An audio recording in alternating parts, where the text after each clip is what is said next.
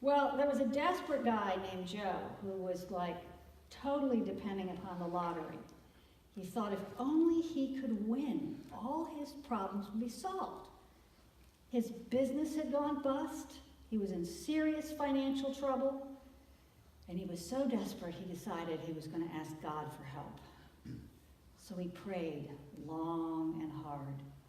He decided he was going to have total faith that he was going to win. But the night of the drawing came, and he didn't win. So again, Job prayed, please, God, let me win the lotto. I've lost my business, my house. I'm going to lose my car as well. I'm putting all my faith in you, God. And the day of the drawing came. Still no luck. And now, completely desperate, he prayed, my God, why have you forsaken me?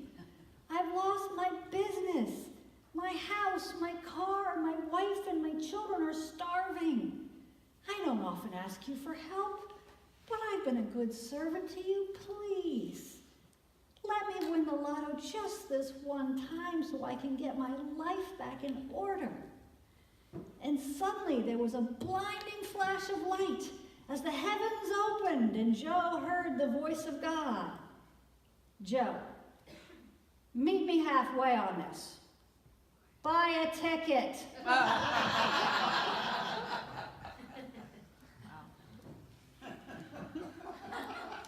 I guess faith does involve a little action on our part. Jericho is one of the oldest continuously occupied cities in the world. It's one of them. It's not a real city. It is. That's not what they told me at the seminar, but Well, the site where Jericho is has been inhabited for 11,000 years. Whatever villages or names that it was called, that region, that site has been inhabited for about 11,000 years. By way of contrast, Jerusalem is only about 4,000 years old. This is a very ancient place. It was 15 miles, roughly, outside of Jerusalem. And the miles are torturous on foot. People actually walk the Jericho Road today. It's pretty hazardous and rocky and up and down, and in fact, mostly up on the way to Jerusalem. But pilgrims made the journey to the Holy City every year. And in fact, some of the people who staffed the temple lived in Jericho. Jesus and his disciples were among the group on their way from Jericho to Jerusalem. They were in the crowd, and as they were leaving the city, a blind man heard that Jesus was there and cried out to him. The name Bartimaeus is not a first name. It's two words, Bar and Timaeus. The author of Mark gives us the Greek translation, which just repeats the name, son of Timaeus. Timea would have been Bartimaeus' father's name, and it meant honor. But Bartimaeus' life would have not been one of honor, because at some point in his life, he lost his vision. Now, there are many causes of blindness, many causes in the ancient world, and some places in the world today where these diseases are untreated and people are blinded. There are flies that cause infection in the eyes of infants and children. There are all kinds of other diseases that would be treatable today. And of course, there are cataracts, which we take it for granted that we can have surgery for. We don't know when or how Bartimaeus became blind, but if he was a teenager or an adult at the time that it happened, he would have gone from being a productive member of society to living on the fringes of society in a very short period of time.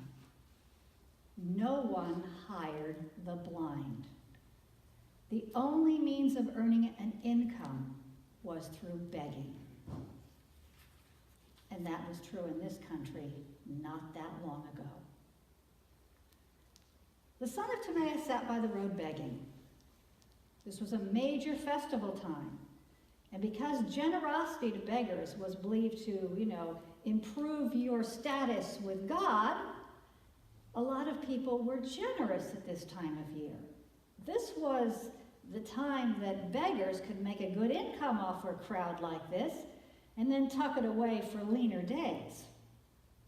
But Bartimaeus was less interested in raking in some extra cash than he was in having his life completely restored. He heard that Jesus was coming. Don't know what that's about, folks, sorry. He heard Jesus was coming, and he cried out, "Jesus, Son of David, have mercy on me." He was ignored, bullied, insulted by all of his sighted peers. Can we make an adjustment to this, Vicki? I don't know if it's because I move. I have to move. All right, we'll do our best. Bartimaeus refused to be intimidated by all of those who shouted at him. That's not easy.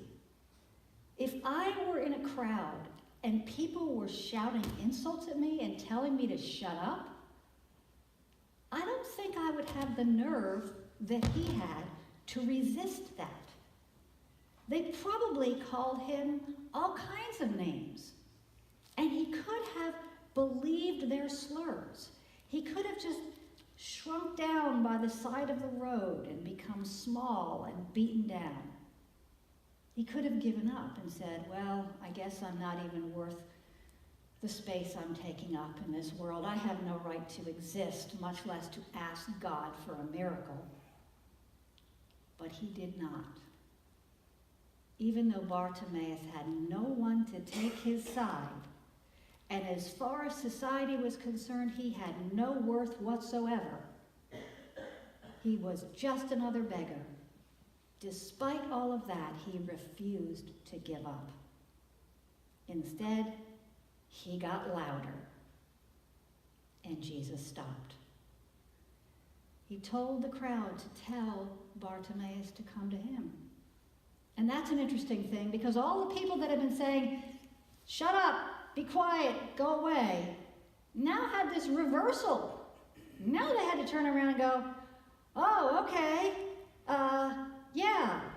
come along, we'll show you the way.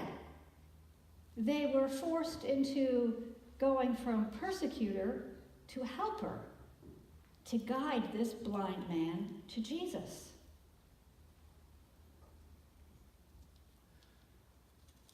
Bartimaeus' healing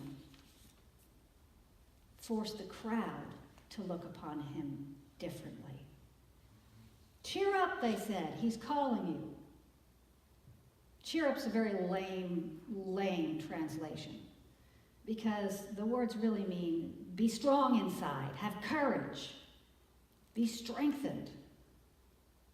And Bartimaeus was on his feet in an instant. And then he did something very significant.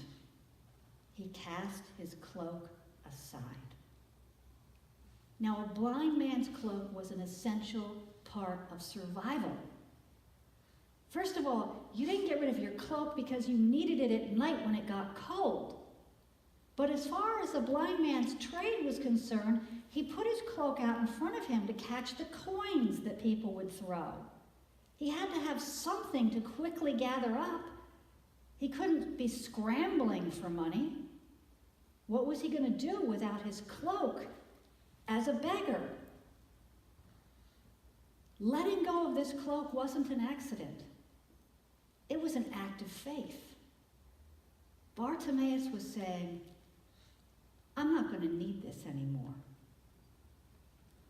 And when he finally stood before Jesus, Jesus asked him, What do you want me to do for you?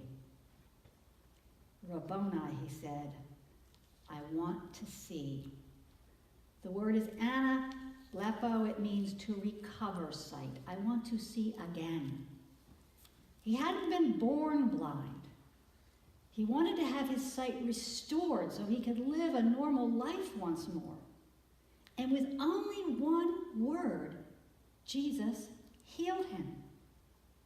Go, said Jesus, your faith has healed you. And immediately Bartimaeus received his sight. He then joined with the others and followed Jesus on the road to Jerusalem. He not only regained his physical sight, he became a disciple at the same time. Now Bartimaeus was blind, but his faith was not. Faith is often misunderstood today, even mocked, as if it was just irrational. People speak as though reason and faith were totally incompatible. You've probably experienced it, where someone has discussed faith in God as ludicrous, as illogical, as how could you ever believe something so stupid? Of course, they're having faith in atheism, which takes just as much faith as faith in God does, but with the opinion of scorn being poured on anyone with faith, it sounds good. It sounds more intellectual and more upright and logical to say you don't believe. This idea of faith in our society has been so misused that actually a better way to understand it is to change the word completely and to think of it as trust. If I had cancer, I would not trust a middle school student to handle my treatment. That would be insane. I would do all my research into the hospitals and the doctors. I would find out about all the treatment options out there. And then at some point, based on the evidence before me, I would go to a doctor and a hospital, listen to them, and follow their advice. It would be an act of trust, but it would be trust based on evidence. It would be trust that is logical. It would still be nerve-wracking because I'd have no proof of the outcome, but my trust would be based on logic. And our trust in God is not illogical. It is based on logic. We believe that there is a God and that God loves us because of the glory of creation, the witness of the scriptures and of other people that we know, and our own experiences in life. Then we make a decision to trust God, but it is an informed decision. Being a Christian does not mean we park our brain cells at the door. We ask questions, and we continue to ask questions. Because guess what? Our God is big enough to challenge. If we have doubts, we don't need to hide them. We don't need to bury them. We can bring them out and say, you know, I'm really not sure about this. We can discuss things. We can struggle and journey in our faith together. Because our God is not afraid of the truth. Our God is a God of truth. There are many scientists who are Christians. And Galileo, who ran afoul of the Roman Catholic Church because of his pursuit of scientific truth, wrote, I do not feel obliged to believe that same God who endowed us with sense, reason, and intellect had intended for us to forego their use. We do not have to choose between scientific truth and God's truth because all truth is God's truth. Can God heal? Yes. Bartimaeus did not have an ophthalmologist available to him. The only way he was going to be able to see again was through straight-up divine intervention. But God heals us directly and through medicine all the time. Faith can make us well. When we trust in a loving God, we're open to receive. When we live with fear and suspicion, we close ourselves off. But although faith opens the door and hardness of heart closes it, only God can heal miraculously. One of the more infuriating, even if I give them the benefit of the doubt, unintended consequences of those who heavily promote faith healing is that those who are not healed are blamed for it. Well, clearly you just did not have enough faith. If you had more faith, then all would be well. Even worse are the frauds on TV, including some of these people, who say, don't go to doctors, come to me, come to God, you'll be healed miraculously. Don't waste your money on doctors. This is evil. But all in all, we might not understand why through medicine or directly some people are healed and others are not. But we can affirm that those who are not healed are not at fault for being sick. In every phase of our lives, we trust that God will work in us and through us. And ultimately, we trust God to bring us safely home. Bartimaeus' faith brought him to Jesus. He received his sight, but even more than that, he received salvation and a completely new life.